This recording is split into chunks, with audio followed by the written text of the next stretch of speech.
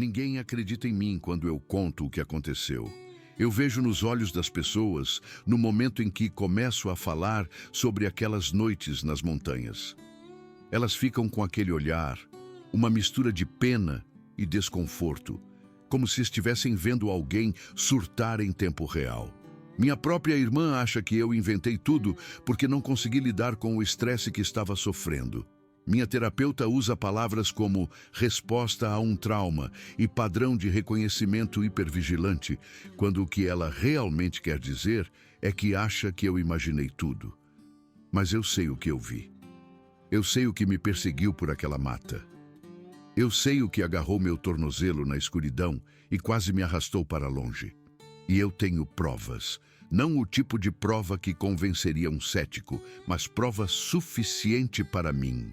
Antes da minha camper ser levada para o ferro velho, eu tirei fotos dos estragos. 4 sulcos profundos na lataria, arranhões paralelos que começavam a mais ou menos 2 metros de altura do chão e desciam com uma força tremenda.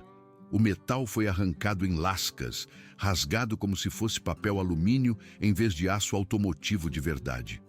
O que quer que tenha feito aquelas marcas tinha garras como nada que deveria existir nas montanhas Apalaches.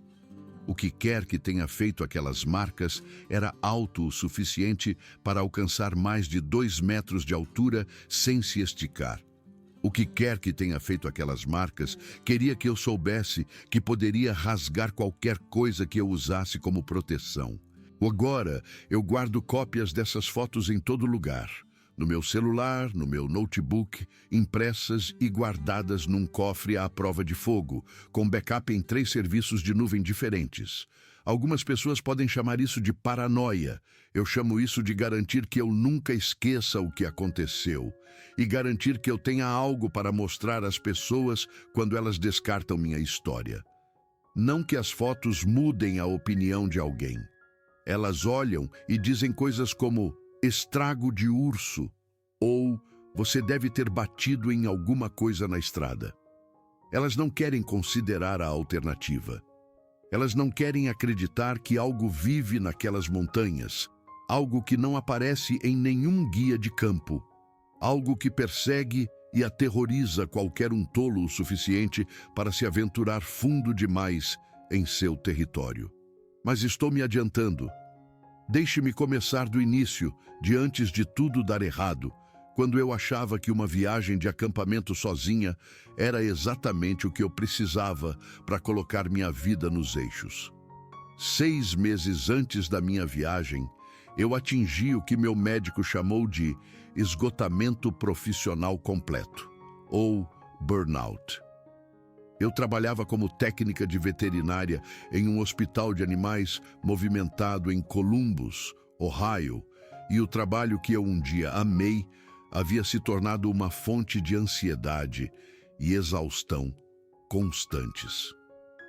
Estávamos cronicamente com falta de pessoal, o que significava que eu regularmente fazia turnos de 12 horas que viravam de 14, às vezes 5 ou 6 dias seguidos. Eu era a pessoa que tinha que estar lá para as emergências, as eutanásias, os animais agressivos, os donos em luto. Eu amava os animais mais do que tudo no mundo e foi por isso que escolhi essa carreira. Mas em algum momento, o peso emocional do trabalho começou a me esmagar. Eu parei de dormir direito. Comecei a ter ataques de pânico no estacionamento antes dos meus turnos. Perdi 7 quilos porque estava estressada demais para comer. Meus relacionamentos sofreram porque eu não tinha mais nada para dar a ninguém depois que saía do trabalho todos os dias. Eu só queria ir para casa, desabar no meu sofá e encarar o teto até a hora de voltar e fazer tudo de novo. O ponto de ruptura veio quando cometi um erro de medicação. Ninguém se feriu, graças a Deus, mas poderia ter sido sério, e o quase acidente me abalou profundamente. Percebi que estava tão exausta e sobrecarregada que estava me tornando um perigo para os animais que eu deveria ajudar. Fui ao meu médico no dia seguinte e ela não mediu palavras. Ela me disse que eu estava caminhando para um colapso completo se não fizesse algumas mudanças sérias imediatamente. Ela recomendou que eu tirasse uma licença prolongada, fizesse terapia e encontrasse maneiras saudáveis de descomprimir. A parte da terapia já estava em andamento. Eu vinha consultando alguém há cerca de 2 meses, tentando lidar com o trauma acumulado de anos de trabalho veterinário de emergência, mas a parte de descomprimir era mais difícil. Eu não sou boa em relaxar. Não sei como não fazer nada. Preciso estar ativa, ter metas, sentir que estou realizando algo. Foi quando me lembrei das viagens de acampamento que meu pai costumava me levar quando eu era criança. Meu pai era um amante da natureza de corpo e alma. Todo verão, ele enchia nossa velha perua com equipamentos de acampamento e levava meu irmão e eu para algum parque estadual ou floresta nacional por uma semana de trilhas, pesca e noites sob as estrelas. Essas foram algumas das memórias mais felizes da minha infância. O cheiro de fumaça de lenha, o som dos grilos à noite, a sensação de estar completamente desconectado do mundo normal, lá na natureza, onde nada importava exceto o momento presente. Papai faleceu quando eu tinha 23 anos e eu mal tinha acampado desde então. As memórias eram dolorosas demais, muito envolvidas no luto pelo homem que me ensinou a amar a vida selvagem. Mas agora, sentada no consultório do meu médico, ouvindo que eu estava esgotada, de repente eu queria aquela sensação de novo. Eu queria fugir de tudo, ir para um lugar tão remoto que meus problemas não pudessem me seguir. Eu queria honrar a memória do meu pai, me reconectando com a natureza que ele tanto amava. Comecei a planejar a viagem naquela mesma semana. Comprei uma camper, usada de um cara em Dayton, que estava se aposentando das viagens na estrada. A bicha não era bonita, mas estava mecanicamente em ordem e tinha tudo o que eu precisava. Uma cama pequena, uma cozinha minúscula, espaço para guardar suprimentos e um gerador de energia. Passei 1 mês a arrumando, deixando-a confortável, abastecendo-a com tudo que eu podia imaginar. Comida para 2 semanas, caixas de água mineral, livros, diários, materiais de arte, binóculos, botas de caminhada, capa de chuva e roupas térmicas, um kit de primeiros socorros, uma faca de caça que pertenceu ao meu pai. Eu ia fazer isso direito. O local exigiu alguma pesquisa. Eu queria um lugar remoto, onde eu pudesse realmente me afastar das pessoas, 2 sinais de celular e de todo o barulho da vida moderna. Considere o noroeste do Pacífico, mas a viagem de Ohio levaria muito tempo. Olhei opções mais perto de casa e acabei decidindo por uma área selvagem nas montanhas da West Virginia. Eu já tinha estado lá uma vez, anos atrás, com alguns amigos da faculdade. Passamos um fim de semana prolongado fazendo trilhas e nadando nos riachos da montanha. E eu me lembrava de ter ficado impressionada com o quão vasta e intocada a floresta parecia. A área que me interessava fazia parte da Monongahela National Forest, mas bem longe das rotas mais conhecidas, acessível apenas por estradas madeireiras antigas que quase não viam mais tráfego. O posto de guarda florestal mais próximo ficava a cerca de 30 quilômetros de onde eu planejava acampar. A cidade mais próxima era ainda mais longe. Eu estaria completamente por conta própria, que era exatamente o que eu queria. Minha terapeuta tinha algumas preocupações sobre o isolamento, especialmente dado meu estado mental, mas eu a convenci de que a solidão era exatamente o que eu precisava. Sem emergências para lidar, sem chefes exigentes, sem casos de partir o coração. Apenas eu, as montanhas e o poder de cura da natureza. Prometi ligar para ela quando voltasse, e ela me fez prometer ir embora se eu começasse a me sentir pior em vez de melhor. Saí numa quinta-feira de manhã no início de outubro. As cores do outono estavam começando a atingir o pico, e eu achei que o momento não poderia ser mais perfeito. 2 semanas nas montanhas durante a época mais bonita do ano. 2 semanas de paz, silêncio e autorreflexão. 2 semanas que deveriam me ajudar a redescobrir meu amor pela vida e meu senso de propósito. Em vez disso, tive a pior experiência de toda a minha existência. A viagem de Columbus levou cerca de 5 horas para chegar aos arredores da Floresta Nacional. Depois disso, as coisas ficaram mais complicadas. As estradas asfaltadas deram lugar ao cascalho. Depois, o cascalho deu lugar à terra. E então, as estradas de terra se tornaram pouco mais do que trilhas cobertas de mato por entre as árvores. Minha camper quicava e tremia sobre buracos e pedras, o motor forçando nas subidas íngremes. Várias vezes, tive que sair e mover galhos caídos que bloqueavam meu caminho. A floresta se fechou ao meu redor à medida que eu dirigia mais fundo, as árvores ficando mais altas e densas até que a copa bloqueava a maior parte do céu. Parecia que eu estava entrando em outro mundo, uma selva primitiva que não mudava há milhares de anos. Após cerca de 2 horas de navegação lenta e cuidadosa nessas estradas secundárias, encontrei o local que procurava. Era uma clareira perto de um riacho, talvez meio acre de terreno aberto cercado por imponentes carvalhos, bordos e cicutas. O riacho era frio e claro, borbulhando sobre pedras lisas, e eu podia ver a montanha se erguendo atrás da clareira, suas encostas cobertas por um tapete de folhas vermelhas e douradas. O lugar era exatamente como eu me lembrava, talvez ainda mais bonito à luz da tarde. Estacionei a camper na beira da clareira, de onde eu podia olhar para o riacho e a floresta além. Por um longo momento, apenas fiquei ali sentada no banco do motorista, respirando fundo, sentindo a tensão começar a escorrer dos meus ombros pela primeira vez em meses. Eu tinha conseguido. Eu estava aqui. Pelas próximas 2 semanas, este pequeno pedaço de natureza selvagem seria meu santuário. Me instalar levou o resto daquela primeira tarde.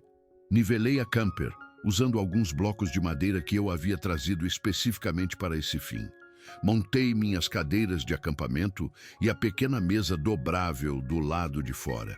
Organizei meus suprimentos para que tudo tivesse um lugar e eu pudesse encontrar o que precisasse rapidamente. As tarefas mundanas eram reconfortantes em sua simplicidade. Sem decisões de vida ou morte, sem donos de animais de estimação irritados, sem colegas ligando para dizer que estavam doentes e me deixando para cobrir seus turnos. Apenas eu, minha camper e os sons pacíficos da floresta. Aquela primeira noite foi tudo o que eu esperava. Cozinhei um jantar simples no meu fogão de acampamento. Nada chique, apenas macarrão com molho de pote e alguns legumes que eu havia trazido. Mas o sabor estava incrível. Talvez fosse o ar fresco da montanha, ou talvez fosse apenas a ausência de estresse fazendo tudo parecer melhor. Comi sentado na minha cadeira de acampamento, observando o pôr do sol pintar o céu em tons de laranja e rosa através das brechas entre as árvores. Quando a escuridão caiu, fui presenteado com um espetáculo de estrelas que eu havia esquecido que existia. Morando na cidade por tanto tempo, eu me acostumei com a poluição luminosa, bloqueando tudo, exceto os objetos celestes mais brilhantes. Aqui, sem luz artificial por quilômetros em qualquer direção, o céu noturno era absolutamente deslumbrante. Eu podia ver a Via Láctea se estendendo pelo céu como um rio de luz. Eu podia identificar constelações nas quais não pensava desde que meu pai me ensinou quando criança. Órion, Cassiopeia, a Ursa Maior apontando o caminho para Polaris. Fiquei do lado de fora até o frio me levar para dentro da camper, e mesmo assim, fiquei acordado até tarde, apenas olhando pela janela para as estrelas. O sono veio fácil naquela noite, o primeiro sono verdadeiramente reparador que eu tive em meses, sem pensamentos ansiosos me mantendo acordado, sem pesadelos sobre o trabalho, apenas inconsciência profunda e pacífica, envolto no meu saco de dormir com o som suave do riacho como canção de ninar. Acordei na manhã seguinte me sentindo genuinamente revigorado, o que era um pequeno milagre, dado há quanto tempo eu não experimentava essa sensação. O sol entrava pelas janelas da camper, aquecendo o interior e fazendo tudo parecer brilhante e esperançoso. Fiz café no meu pequeno fogão a propano e sentei do lado de fora bebendo, observando a névoa subir do riacho na luz da manhã. A floresta estava viva com sons, pássaros chamando uns aos outros nas árvores, esquilos tagarelando enquanto coletavam nozes para o inverno que se aproximava, o constante fundo musical da água corrente. Decidi passar o dia explorando a área ao redor do meu acampamento.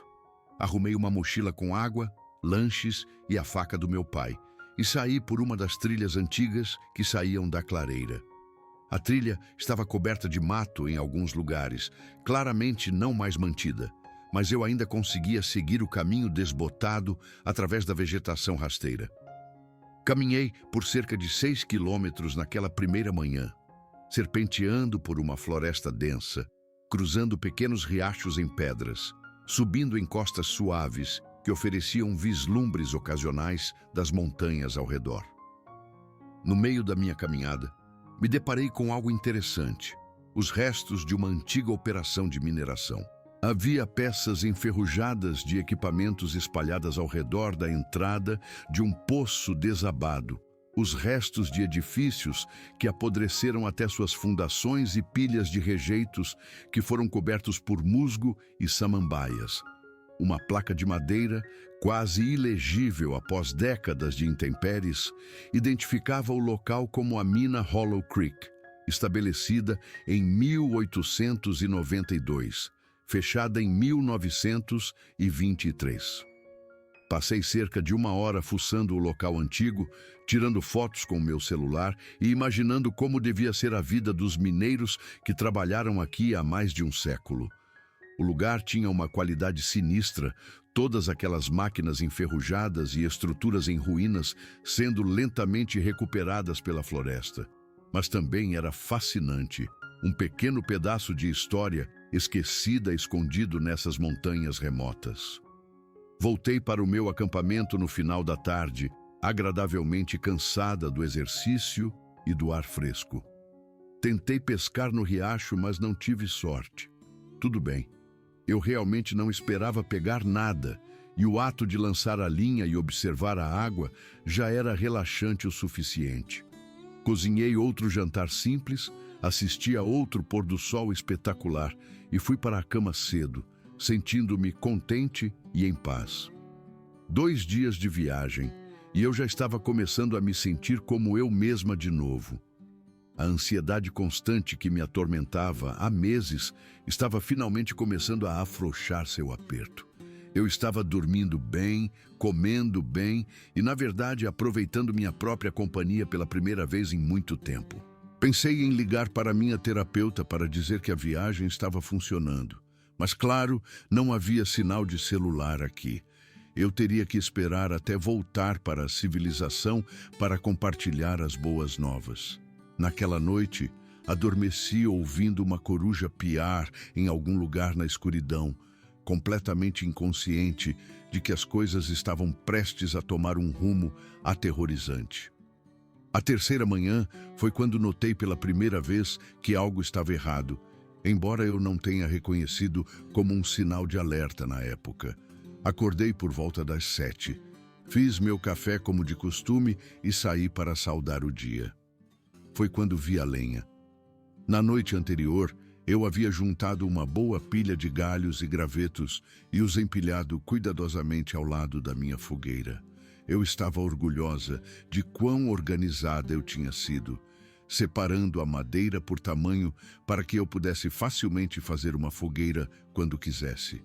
Mas agora, aquela pilha cuidadosamente arrumada estava espalhada por toda parte. Pedaços de madeira foram jogados em todas as direções, alguns deles a 5 ou 6 metros de onde eu os havia deixado. Um galho substancial havia sido cravado no chão em um ângulo, como se alguém o tivesse jogado com uma força tremenda. Meu primeiro pensamento foi que algum animal havia entrado no acampamento durante a noite. Guaxinins eram comuns nessas florestas, e eles eram notórios por fazerem bagunça enquanto procuravam por comida. Ou talvez um urso negro tivesse passado por ali, derrubando as coisas como os ursos costumam fazer. Verifiquei a camper para ter certeza de que nada havia sido danificado ou arrombado, mas estava tudo bem. Qualquer que fosse o animal que espalhou minha lenha, ele não tentou pegar meus suprimentos de comida. Passei alguns minutos recolhendo a madeira e empilhando-a novamente, um pouco irritada, mas não muito preocupada. A atividade da vida selvagem fazia parte de acampar em uma área remota. Eu esperava alguns encontros com a fauna local. Isso era apenas a floresta me lembrando que eu era uma convidada na casa de outra pessoa. Segui meu dia como planejado, fazendo uma caminhada leve pela manhã e passando a tarde lendo na minha cadeira de acampamento. O tempo estava perfeito, quente e ensolarado, com uma brisa suficiente para manter os insetos afastados. Mas em algum momento, no meio da tarde, comecei a me sentir estranha. Não era nada que eu pudesse apontar especificamente, apenas uma vaga sensação de inquietação, como se algo estivesse me observando. Sabe aquela sensação quando você está sozinho em um quarto, mas de repente tem a impressão de que alguém está parado atrás de você? Era assim, mas amplificado pelo isolamento do meu entorno. Eu continuava levantando os olhos do meu livro, examinando a linha das árvores, esperando ver alguém ou algo à espreita nas sombras. Mas nunca havia nada lá, apenas árvores, vegetação rasteira e um pássaro ocasional voando entre os galhos. Eu disse a mim mesma que estava sendo ridícula. Claro que eu me sentia observada aqui. Eu estava sozinha na natureza selvagem, a quilômetros de outro ser humano. Meu cérebro provavelmente estava apenas se ajustando ao ambiente desconhecido, disparando sinais de alerta que não significavam nada. Forcei-me a relaxar e voltei ao meu livro. Naquela noite, enquanto preparava o jantar no meu fogão de acampamento, ouvi um som que me fez congelar no lugar. Veio de algum lugar na floresta, talvez a uns 400 metros de distância, e era diferente de tudo que eu já tinha ouvido antes. A melhor maneira de descrevê-lo é como um uivo misturado com um grunhido profundo, mas isso não captura realmente o quão estranho e perturbador era. O volume por si só era notável, mais alto do que qualquer som de animal deveria ser, reverberando por entre as árvores com uma força quase física. Parecia algo com pulmões enormes, algo com uma caixa torácica do tamanho de um barril, produzindo um ruído que parecia abalar o próprio ar. Fiquei ali imóvel, segurando minha espátula, esperando o som se repetir. Não se repetiu. Após vários minutos de silêncio tenso, não ouvi nada além dos ruídos usuais da floresta. O riacho, o vento, os chamados distantes de pássaros se acomodando para a noite. Eu disse a mim mesma que devia ser um alce. Alces podem fazer alguns sons bem impressionantes durante a época de acasalamento, e certamente havia alces nessas montanhas. Ou talvez fosse apenas o vento pregando peças em uma árvore oca ou formação rochosa, criando um efeito acústico que soava mais alarmante do que era. Terminei de cozinhar meu jantar, mas perdi o apetite em algum momento. Comi dentro da camper, em vez de na minha mesa de acampamento, e me certifiquei de trancar a porta antes de ir para a cama. O sono não veio tão facilmente naquela noite. Cada ruído de fora parecia amplificado, carregado de ameaça. Fiquei acordada por horas, encarando o teto da camper, dizendo a mim mesma que estava sendo paranoica. Quando finalmente adormeci, eu quase me convenci de que tudo estava bem. A quarta manhã mudou tudo. Eu soube que algo estava seriamente errado no momento em que abri os olhos e olhei pela janela da camper. Havia pegadas na terra fofa do lado de fora, pegadas grandes, visíveis mesmo de dentro do veículo. Vesti minhas botas e jaqueta e saí para dar uma olhada mais de perto, meu coração já batendo mais rápido do que deveria. As pegadas eram diferentes de tudo que eu já tinha visto. Pareciam quase humanas na forma, com um calcanhar claro e 5 dedos distintos bem abertos, como alguém andando descalço. Mas as proporções estavam todas erradas. Cada pegada tinha pelo menos 43 centímetros de comprimento, talvez 45, e era correspondentemente larga. Eu calço 36, e meu pé inteiro caberia dentro de uma dessas pegadas com espaço de sobra. Nenhum ser humano tem pés tão grandes. Andei ao redor da camper e minha inquietação cresceu a cada passo. As pegadas estavam por toda parte. Dezenas delas, circulando o veículo várias vezes, às vezes se aproximando o suficiente para tocar a lataria antes de se desviar.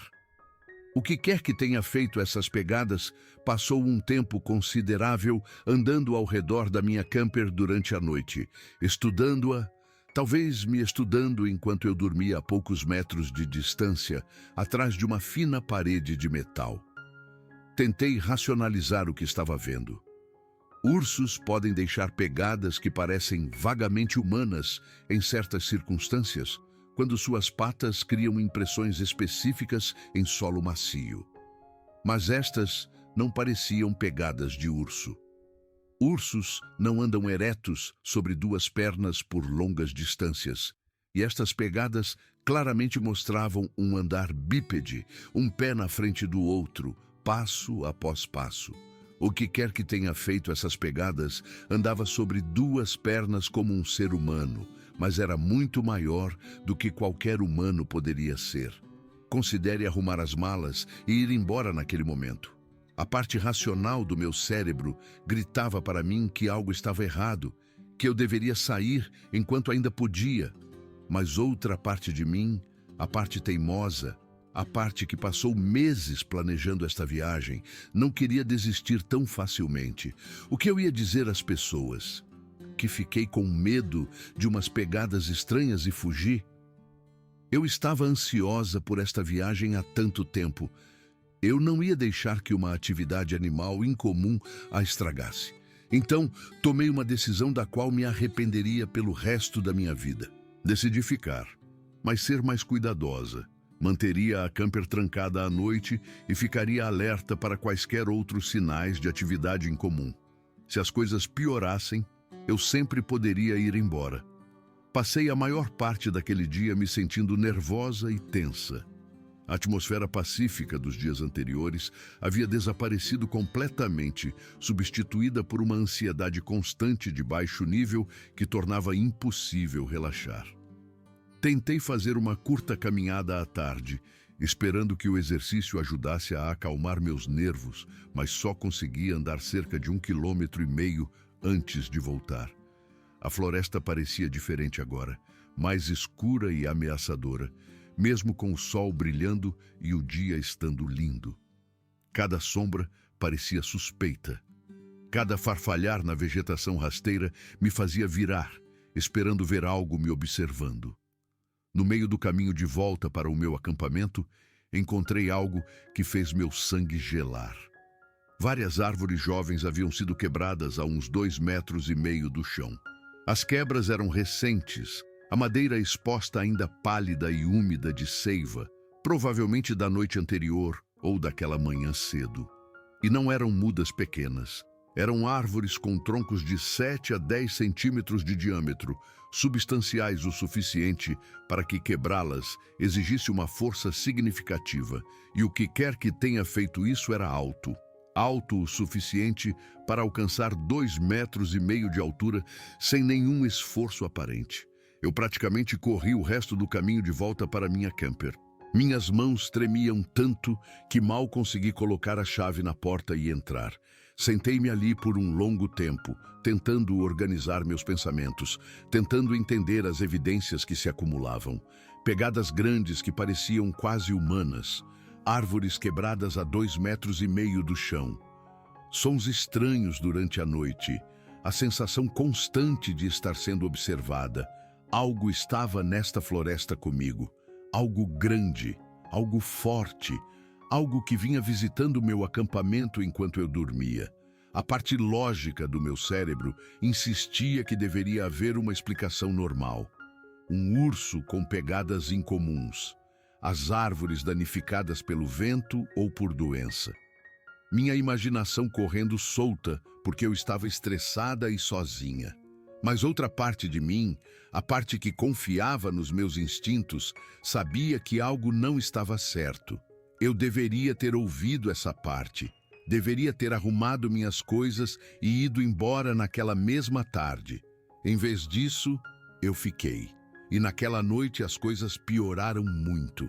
Eu estava deitada na cama por volta da meia-noite, incapaz de dormir, apesar de estar exausta. Meus ouvidos se esforçavam para ouvir qualquer som de fora e meu corpo estava tenso em antecipação a algo que eu não conseguia nomear. Então eu ouvi passos, passos pesados e deliberados circulando a camper. Eram lentos, quase casuais, como algo que não tem pressa em um passeio tranquilo. Mas o peso por trás de cada passo era tremendo. Eu podia sentir os impactos através da estrutura do veículo, vibrações sutis que subiam pelo chão e entravam nos meus ossos. O que quer que estivesse andando ao redor da minha camper era pesado, impossivelmente pesado, e estava bem ali fora. Peguei minha lanterna e a faca do meu pai, agudamente ciente de quão inadequadas ambas as armas seriam contra algo daquele tamanho. Fiquei sentada ali na escuridão, mal respirando, ouvindo aqueles passos darem voltas e mais voltas na camper. A criatura parecia estar levando seu tempo, caminhando toda a circunferência 4 ou 5 vezes, ocasionalmente parando no que parecia ser perto das janelas. Eu estava apavorada demais para olhar. Eu não queria ver o que estava lá fora. Eu só queria que fosse embora, que me deixasse em paz, que me deixasse sobreviver à noite para que eu pudesse fugir pela manhã. Depois do que pareceram horas, mas provavelmente foram apenas 15 ou 20 minutos, os passos finalmente se afastaram. Fiquei congelada no lugar por um longo tempo depois, esperando os sons retornarem, mas a noite permaneceu quieta. Não dormi nada o resto daquela noite. Apenas fiquei ali sentada, agarrando minha faca, vigiando as janelas, rezando pelo amanhecer. Quando a primeira luz cinzenta da manhã finalmente apareceu, abri cautelosamente a porta da camper e saí. A evidência do visitante da noite era imediatamente aparente. Pegadas frescas cobriam o chão ao redor do veículo, ainda mais do que antes. Mas o que fez meu coração quase parar foi a marca da mão na janela. Uma marca de mão enorme, facilmente o dobro do tamanho da minha, com 5 dedos claramente definidos pressionados contra o vidro. Tinha estado bem ali, de pé na minha janela, olhando para mim enquanto eu me encolhia lá dentro na escuridão. A marca da mão estava posicionada a uns 2,5 metros de altura do chão, o que significava que o que quer que a tenha feito era alto o suficiente para espiar por uma janela que eu precisaria de uma escada para alcançar. Fiquei olhando para aquela marca de mão por um longo momento, minha mente lutando para processar o que eu estava vendo. Então, tomei minha decisão. Eu ia embora. Agora mesmo. Hoje. Eu não me importava mais em terminar minha viagem ou honrar a memória do meu pai ou qualquer uma das razões pelas quais eu me convenci a vir para cá. Algo estava me perseguindo. Algo que não deveria existir, e eu precisava fugir antes que decidisse fazer mais do que apenas circular minha camper à noite. Passei a maior parte do 5º dia me preparando para partir. Empacotei tudo que havia desempacotado, prendi todos os meus suprimentos para a viagem e me certifiquei de que a camper estava pronta para a longa viagem de volta às estradas principais. Eu estava trabalhando do lado de fora por volta do meio da tarde, dobrando minhas cadeiras de acampamento, quando ouvi um som que me paralisou. 3 batidas distintas ecoaram pela floresta. Madeira contra madeira, poc, poc, poc, uma longa pausa. Depois, mais duas batidas de uma direção diferente. Poc-poc. Os sons pareciam estar se comunicando, uma fonte respondendo à outra, como sinais sendo passados de um lado para o outro da floresta. Larguei a cadeira que estava segurando e corri para a camper. Tranquei-me lá dentro e observei a linha das árvores pelas janelas, meu coração batendo tão forte que eu podia senti-lo na garganta. Foi quando eu vi pela primeira vez. Estava longe demais para ver claramente, talvez a uns 200 metros de distância, movendo-se através da mata densa na beira da clareira. Mas eu pude dizer imediatamente que estava andando ereto sobre duas pernas. E era alto. A vegetação na beira da clareira tinha pelo menos 2 metros ou 2,5 metros de altura, louro da montanha e rododendros densos. Mas a cabeça e os ombros desta coisa eram claramente visíveis acima de tudo. A criatura se moveu pela mata com facilidade, afastando galhos que teriam parado uma pessoa completamente, e então desapareceu de volta na floresta profunda. Percebi então que eu vinha sendo observada desde o início. O que quer que fossem essas coisas, quantas delas houvesse, elas estavam me observando desde o momento em que cheguei, me estudando, aprendendo meus padrões, e agora elas estavam se aproximando. Naquela noite ouvi o estranho som de uivo grunhido novamente, muito mais perto do que antes, talvez a 100 metros do meu acampamento. Antes que o eco tivesse desaparecido, outro chamado respondeu de uma direção completamente diferente. Havia mais de um deles. Múltiplas criaturas estavam na floresta ao redor do meu acampamento e elas estavam se comunicando umas com as outras.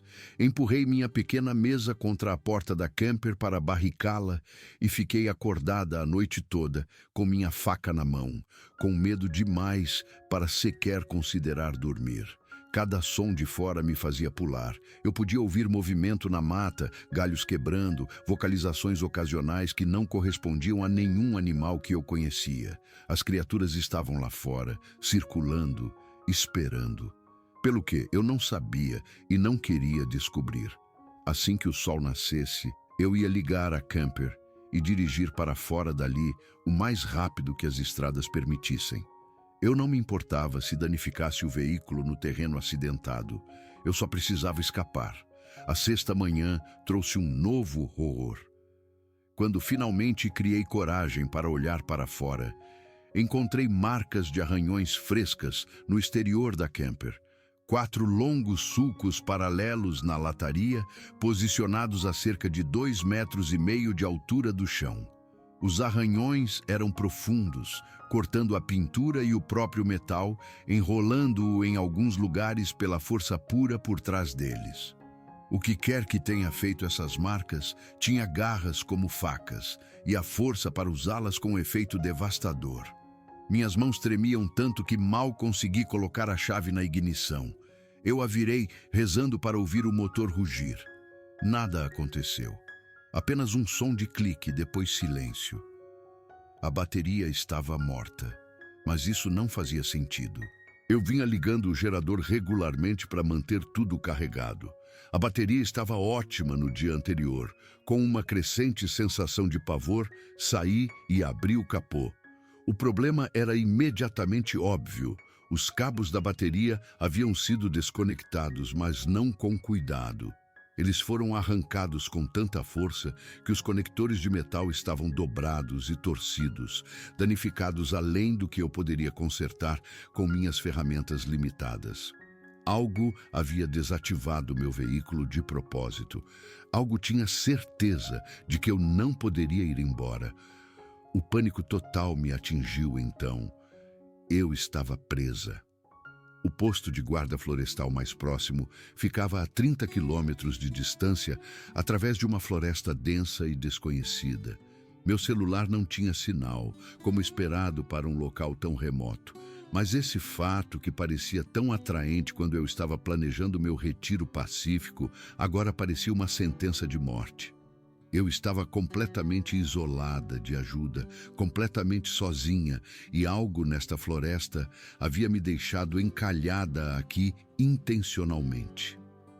Passei o resto daquele dia tentando fortalecer minha posição da melhor maneira possível. Barricadei o interior da camper mais completamente, colocando suprimentos contra a porta e as janelas. Preparei uma mochila de emergência com o essencial, caso tivesse que fugir a pé. Garrafas de água, barras energéticas, minha faca, meu isqueiro, o kit de primeiros socorros, uma lanterna.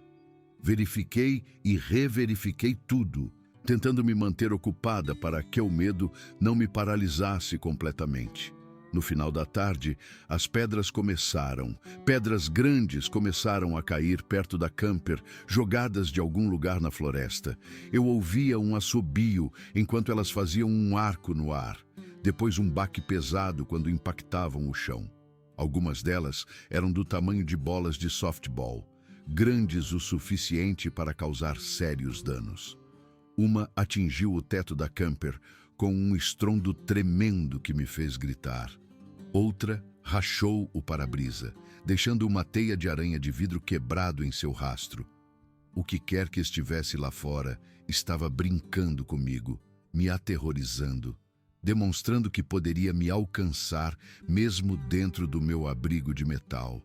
Eu estava sendo caçada e não tinha para onde correr. À medida que a escuridão caía, os sons se intensificaram. Respiração pesada do lado de fora das janelas, tão perto que eu podia ver a condensação se formando no vidro pelo que quer que estivesse exalando contra ele. O arranhar de algo duro contra o exterior de metal, metódico e deliberado. E então, o som que quase parou meu coração. A maçaneta da porta chacoalhando enquanto algo atestava, tentando descobrir como entrar. Eu me pressionei no canto de trás da camper, com a faca levantada, sabendo quão completamente inútil ela seria contra qualquer coisa que pudesse dobrar metal e atirar pedras do tamanho de bolas de softball. O chacoalhar parou, depois de alguns segundos, mas eu ainda podia ouvir movimento lá fora. Ainda sentir a presença de algo massivo e malévolo esperando logo além das paredes finas que nos separavam. Não sei como sobrevivi àquela noite. Acho que posso ter desmaiado em algum momento de puro terror, porque tenho lacunas na minha memória, espaços em branco onde as horas deveriam estar. Mas eu ainda estava viva quando a primeira luz do amanhecer começou a filtrar pelas janelas, ainda viva, ainda presa, ainda esperando pelo que viria a seguir. O ataque veio na 7ª noite, pouco depois das 3 da manhã, de acordo com o meu relógio. Num momento, eu estava sentada em silêncio exausto, e no seguinte, a camper inteira estava balançando violentamente para frente e para trás. Algo a estava sacudindo com uma força incrível, como uma criança chacoalhando um brinquedo, exceto que eu estava dentro do brinquedo e a criança era um monstro. Eu gritei, um terror genuíno saindo de mim em um som que não reconheci como minha própria voz. A camper inclinou tanto para um lado que fui jogada contra a parede, suprimentos caindo das prateleiras ao meu redor, armários se abrindo e derramando seu conteúdo. Pensei que ia virar completamente, que ia ser rolada e rolada como um barril descendo uma colina. Então, de repente, o tremor parou. Silêncio completo. Meus ouvidos zumbiam e eu respirava em arquejos irregulares, todo o meu corpo tremendo incontrolavelmente. Esperei pelo que pareceu uma eternidade, me preparando para o próximo ataque, mas nada aconteceu. Minutos se passaram. Ainda nada. Comecei a me permitir ter esperança de que talvez, apenas talvez, tivesse acabado. Foi quando um rosto apareceu na janela. Ficou lá por apenas um segundo, talvez 2, antes de se retirar para a escuridão. Mas naquele breve momento, vi o suficiente para queimar a imagem na minha memória para sempre. Um rosto coberto de pelos escuros e emaranhados, uma testa inclinada e uma sobrancelha pesada, um nariz chato e lábios finos repuxados para revelar os dentes. Mas os olhos foram o que mais me assombraram. Não eram olhos de animal, não era o olhar opaco e instintivo de um urso ou de um lobo. Estes olhos mostravam inteligência, consciência, intenção. A criatura olhou diretamente para mim, fez contato visual através da janela, e naquele olhar eu entendi algo terrível. Aquilo não era uma fera irracional agindo por instinto. Esta coisa podia pensar, podia planejar, sabia exatamente o que estava fazendo. Devo ter desmaiado então, porque minha próxima memória é de estar deitada no chão da camper, ainda segurando minha faca, com a luz cinzenta da manhã entrando pelas janelas. Não tenho ideia de quanto tempo passou entre ver aquele rosto e recuperar a consciência. Poderiam ter sido minutos ou horas, mas eu ainda estava viva, o que significava que eu ainda tinha uma chance.